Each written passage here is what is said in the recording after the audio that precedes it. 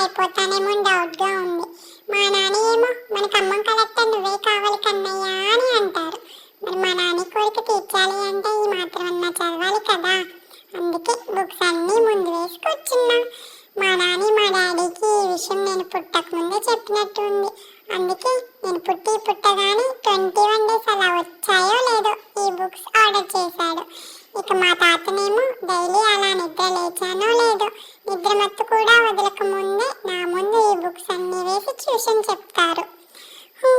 మా తాతగారి సాయంతో ఆల్మోస్ట్ అన్ని బుక్స్ చదివేశా. ఇదేదో కొత్తగా ఉంది, దీన్ని కూడా చదివేస్తే ఓ పని అయిపోతుంది.